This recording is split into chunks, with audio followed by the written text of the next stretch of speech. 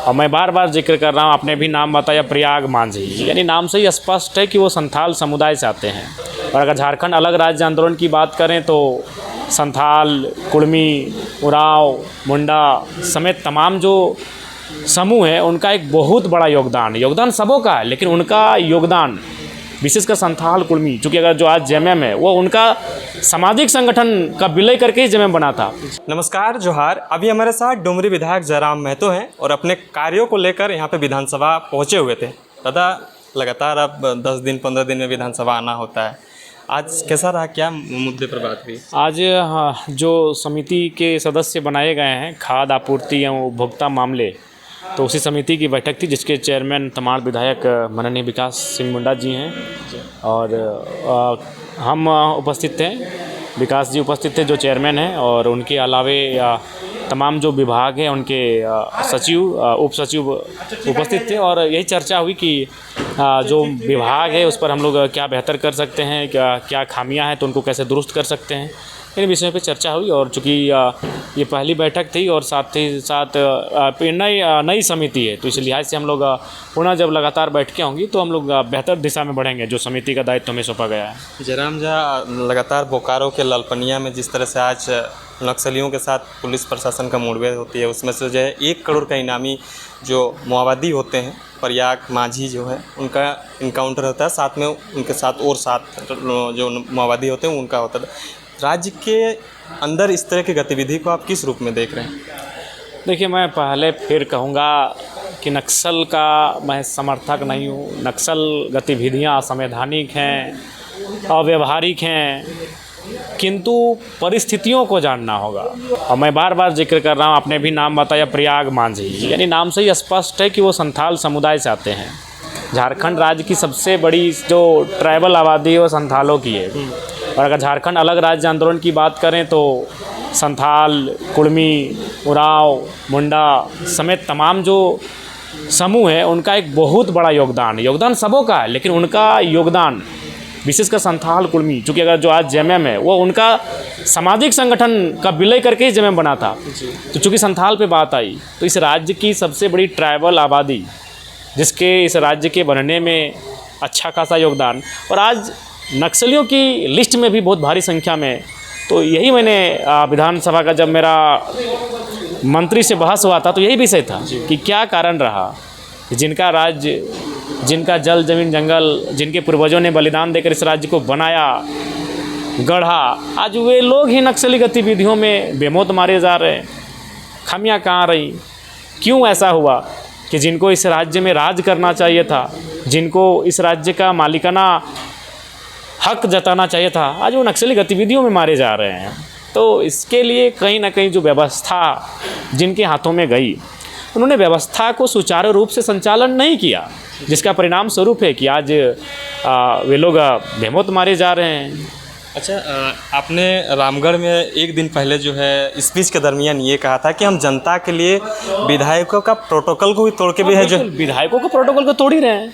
आज ही अगर देखिएगा तो जिस बैठक में मैं शामिल होने आया हूँ, जिसमें जो महत्वपूर्ण कुर्सियाँ लगी थी फ्रंट में, वह चेयरमैन महोदय की थी जो तमाड़ के विधायक है, और उनके बगल में हम बैठे थे जो डुमरी के विधायक हैं फिलहाल। लेकिन उसके ठीक सामने जो बाकी जितने भी सेक्रेटरी लेवल के पदाधिकारी थे वो हमारे सामने बगल में बैठे थे।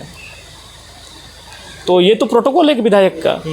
उस विधायक के प्रोटोकॉल को मैं तोड़कर, जो विधायक जब सेक्रेटरी लेवल की बैठक में बैठता है तो उसमें उनको विशेष स्थान दिया जाता है विधायकों को, और हम जाके बड़ी सरलता के साथ और माने सिंपल तरीके से हम वीडियो और सीओ के साथ जाकर बैठते हैं, तो निसंदेह ये विधायक के प्रोटोकॉल का ही एक तरह से कह सकते हैं। दूसरे विधायक आसानी से नहीं ये कर पाएंगे। तो लॉ एंड ऑर्डर का बात जहाँ तक आता है, नक्सली ढेर हो रहे हैं मानते हैं, लेकिन आपराधिक तत्व जो है बढ़ते जा रहा है। लेकिन अगर लगाम लगाना है, बिल्कुल आपराधिक जो तत्व हैं जिन्हें हम माफिया कहते हैं, देखिए नक्सली अलग विषय है, माफिया अलग विषय है।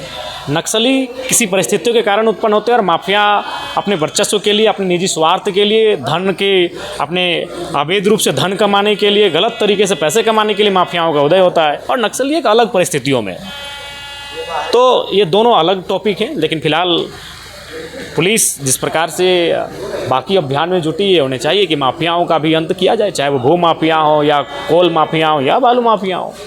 आपके संगठन पार्टी को लेकर 2 सवाल जनता जानना चाहती है कि लगातार जो है कुछ ऐसे तत्वाधान हो रहे हैं पार्टी में, किसी का कॉल रिकॉर्डिंग वायरल हो रहा है, तरह की हो रही है, तो इसमें जयराम महतो को कोई नुकसान तो नहीं, नुकसान नहीं होगा। जयराम महतो एक आइडियोलॉजी के रूप में काम कर रहा है।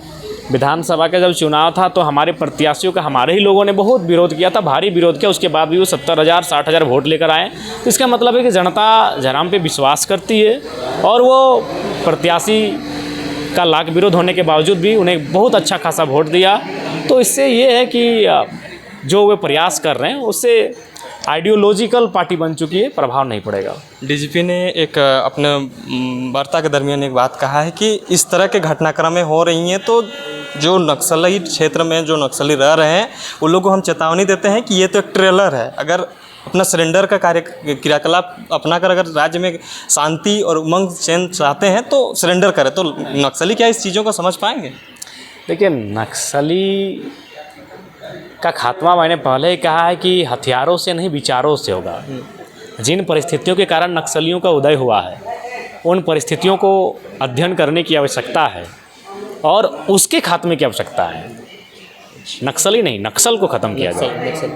उसके लिए आपको सामाजिक न्याय को स्थापित करना होगा, उसके लिए आपको करप्शन मुक्त झारखंड बनाना होगा। नक्सली शब्द आया है नक्सलबाड़ी गांव, जो पश्चिम बंगाल के दार्जिलिंग में है। उस गांव के किसानों ने एक मूवमेंट चलाया था। उस समय जो बड़े ज़मींदार होते थे उनके पास ज़मीनें होती थी और जो किसान होते थे उस पर भाड़े पर एक तरह से कह सकते हैं खेती करते थे और 2 हिस्सा बड़े किसानों को जाता था और जो लोग मेहनत करते थे उनको 1 हिस्सा मिलता था। तो उनका डिमांड था कि उसको 50-50 किया जाए या फिर 2 हिस्सा उनको दिया जाए जो लोग श्रम कर रहे हैं। तो उसी के उपरांत ये एक घटना हुई, एक आंदोलन हुआ जो उग्र रूप धारण करता है। और नक्सलबाड़ी गांव से चूँकि ये आंदोलन स्टार्ट हुआ था इसीलिए वर्ड आया नक्सली। बाकी ये कोई डिक्शनरी डिफाइन वर्ड नहीं है। जैसे एप्पल माने सेब होता है, मैंगो माने आम होता है, ऐसा कोई ये डिक्शनरी डिफाइंड शब्द नहीं है। एक नक्सलबाड़ी गांव है पश्चिम बंगाल के दार्जिलिंग में, सिलीगुड़ी के क्षेत्र में, वहीं से ये शब्द आया है नक्सलबाड़ी गांव से नक्सलाइट। तो परिस्थितियाँ थी ज़मीन से संबंधित, तो वो समस्याएं आज भी है। मैंने परिस्थिति एक थी कि करप्शन, उसके बाद जब वो झारखंड में आया, बिहार में आया, तो अलग अलग परिस्थितियों में आया। पश्चिम बंगाल में जो कारण था वो अलग कारण था, लेकिन जब वो झारखंड एंट्री किया तो अलग कारण मिला। और जो वो बिहार एंट्री किया तो वहाँ जो उत्पीड़न होता था क्लास के आधार पे, तो वो एक आधार बना। तो लिहाजा उन चीज़ों को ख़त्म करने की आवश्यकता है। ओरिजिनल नक्सली तो कह सकते हैं कि आज मैंने संवैधानिक दायित्वों का निर्वहन करते हुए जो गलत कर रहे हैं वे लोग हैं। लाखों करोड़ों का घोटाला कर रहे हैं, लोग यहाँ भूख से मर रहे हैं और वो अपने आलीशान महल, शीश महल खड़े करने में है। तो ओरिजिनल वे लोग हैं जिनके कारण समाज में असमानता है, जिनके कारण समाज में सामाजिक न्याय नहीं स्थापित हो पा रहा है। तो असली कार्रवाई उन पर होना चाहिए। जिस दिन करप्शन पे कंट्रोल लगेगा, जिस दिन सामाजिक न्याय स्थापित होगा, नक्सल जैसा शब्द स्वतः ही समाप्त हो जाएगा। जेएलकेएम कब से जो है सदस्यता अभियान चलाएगी? क्योंकि तमाम पार्टियां बहुत जोर शोर से कर रही है, लेकिन जेएलकेएम तमाम पार्टियां पुरानी पार्टियां हैं, उनके पास पुराने नेता हैं, उनके पास अनुभव है, वो जानते हैं, समझते हैं।